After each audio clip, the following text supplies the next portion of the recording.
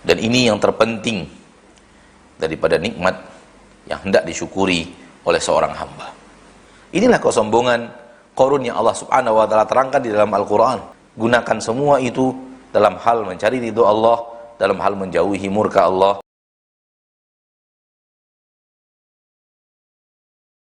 rahmat dan nikmat, dan tidak datang dari selainnya Subhanahu wa ta'ala. Dan pemberi nikmat satu-satunya kepada manusia di permukaan bumi, kepada para hamba di permukaan bumi, hanyalah Allah Rabbul Izzati wal Jalalah. Saudaraku, saudariku kaum muslimin dan muslimat, para pemirsa dimanapun anda berada, rahimani wa rahimakumullah. Maka hati seorang mukmin yang ingin menjadi hamba yang bersyukur kepada Allah Tabaraka wa ta'ala harus selalu menghadirkan bahwa nikmat itu datang dari Allah sang pemilik nikmat, di mana dia menyadari bahwa tak ada nikmat apapun yang dia rasakan yang akan dia syukuri kecuali datang dari Allah, anugerah Allah, karunia Allah Tabaraka wa ta'ala, dan tidak ada andil siapapun untuk mendatangkan nikmat itu kepada dirinya kecuali Allah Rabbul Izzati wal Jalalah. Saudaraku, saudariku kaum muslimin dan muslimat, dan ini yang terpenting daripada nikmat yang hendak disyukuri oleh seorang hamba. Dia mensyukurinya dengan mengembalikan dan menisbatkan nikmat itu kepada Allah yang pemilik nikmat. Allah berfirman, "Wa ma bikum min ni'matin faminallah." Nikmat apapun yang ada pada kalian, datang kepada kalian, maka itulah nikmat yang datangnya dari Allah. Faminallah, maka datangnya dari Allah Subhanahu wa ta'ala. Tak ada yang dari diri kita murni, tak ada dari orang lain kecuali dari Allah Rabbul Izzati wal Jalalah. Maka hati harus selalu menyadari itu, bahwa setiap hari dia bergelimang dengan rahmat dan nikmat ilahi. Hari demi harinya selalu didatangi oleh rahmat dan nikmat Allah Tabaraka wa ta'ala, dan dia tidak menisbatkan apapun kepada dirinya. Lihatlah Qarun laknatullahi alaih yang Allah murka kepadanya, yang menyatakan bahwa nikmat yang dia dapatkan semua itu karena kepiawaiannya dalam berbisnis, kepandaiannya dalam menata hartanya dan menata karyawannya. Ketika ditanya dari mana kau dapatkan semua yang sangat banyak ini, Qarun menyatakan, innama utituhu ala ilmin indi. Aku mendapatkan semuanya disebabkan ilmu yang ada padaku. Ini kesombongan.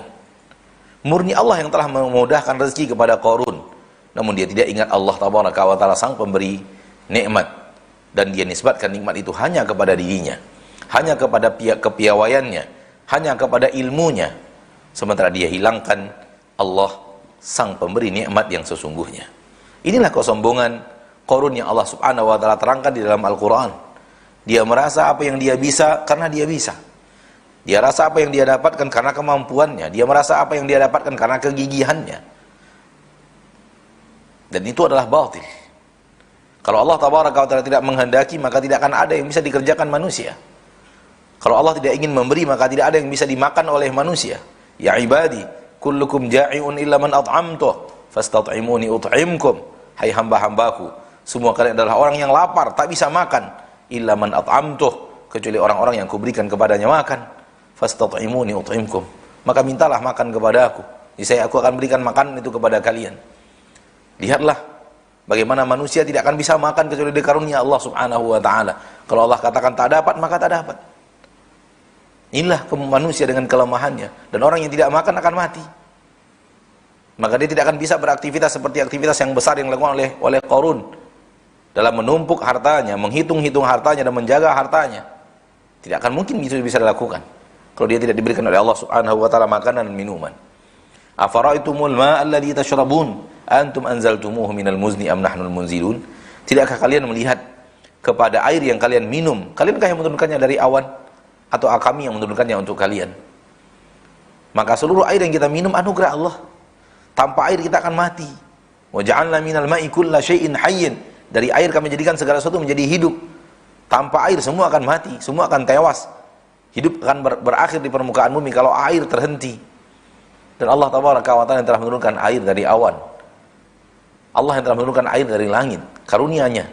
Sehingga ketika seorang hamba mendapatkan nikmat sekecil apapun, dia kembalikan dengan hatinya, dia yakini, dia kembalikan kepada sang pemilik nikmat yang hakiki, yaitu Allah Tabaraka wa ta'ala. Bahkan sebutir nasi yang dia ambil dari sepiringnya untuk dia makan, dia hadirkan bahwa ini milik Allah yang sedang Allah berikan kepadanya.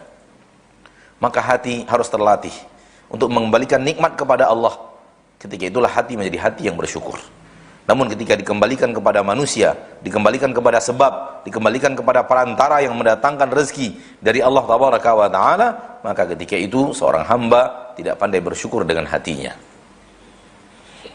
Kemudian dimensi yang kedua adalah lisan, di mana setelah hati mengembalikan nikmat hanya kepada Allah Tabaraka wa Ta'ala semata, lisan pun ikut memuji, kemudian memuja dan memuji Allah dengan mengucapkan alhamdulillahi rabbil alamin, atau alhamdulillah, atau alhamdulillahilladzi bi ni'matihi tatimmu shalihat.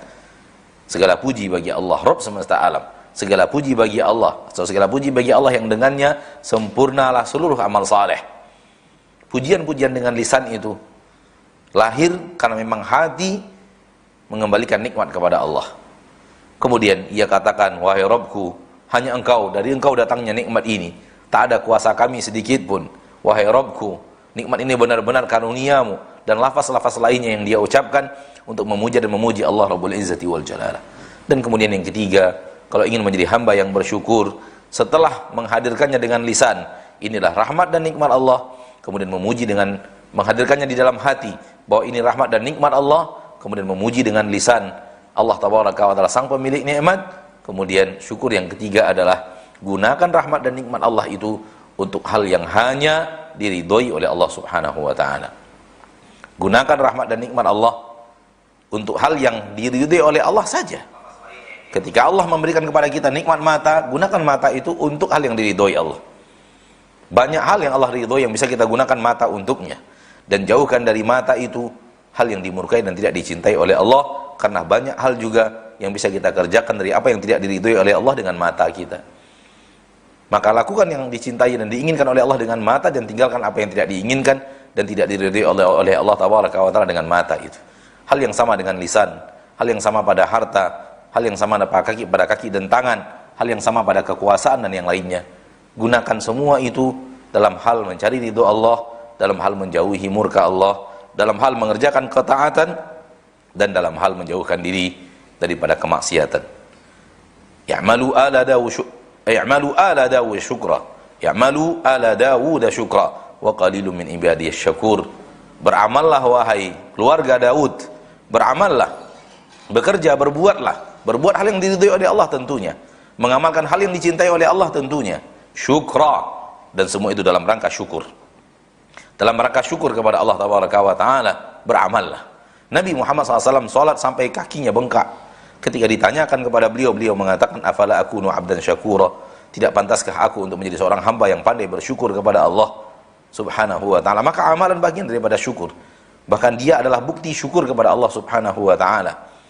Maka orang yang kemudian menggunakan rahmat dan nikmat Allah untuk perbuatan maksiat, namun dia puji Allah dengan lisannya, maka dia tidak bersyukur kepada Allah.